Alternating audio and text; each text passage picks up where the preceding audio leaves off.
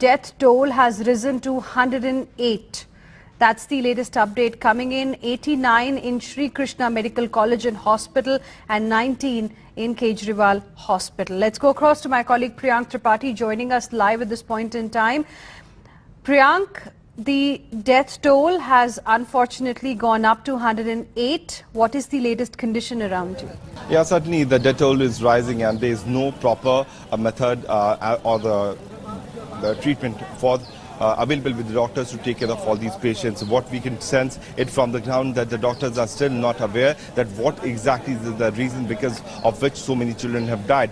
Some people have the opinion that this could be JE, which is Japanese encephalitis.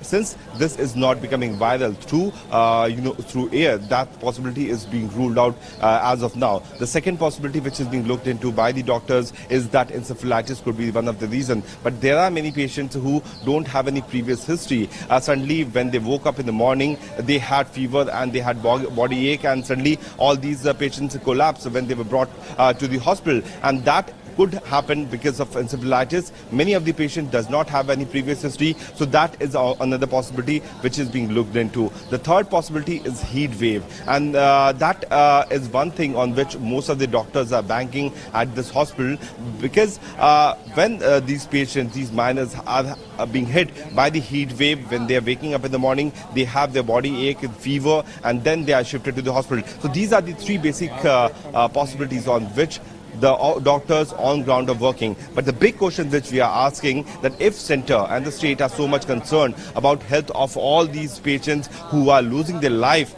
in these two hospitals, why no extra deployment or extra doctors are being sent at this hospital? When we visited this hospital, which is SK MCH hospital in Muzaffarpur of Bihar, there are more than 100 patients, minors, who are being treated here. But at midnight, there was only one pediatrician who was taking care of all these children. So this is a 3-story building, and he had to move from one ward to another ward. There are 5 wards, and the responsibility of taking care of all these children in the night, because what doctors themselves have been suggesting, that in the night the possibility of these patients becoming very weak is very high, and in the morning the glucose level goes down. So if that is the scenario, then why no more doctors have been sent? When Chief Minister of the state and the Deputy Chief Minister of the state has come here, we can see that how many people are here. But in the night, when these children are battling to save their life, when these children actually need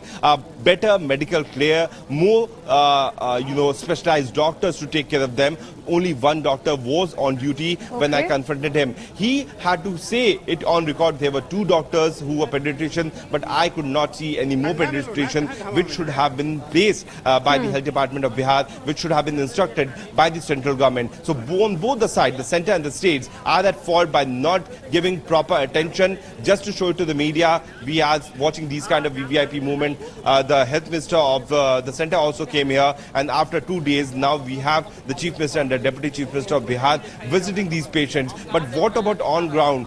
Yes. Is this disease only for research purpose? Is this only disease for which the government will take data of and then they will once again sleep? Since 1995, this has been a trend of absolutely shocking. Priyank, no sense of urgency can be really seen on the ground there.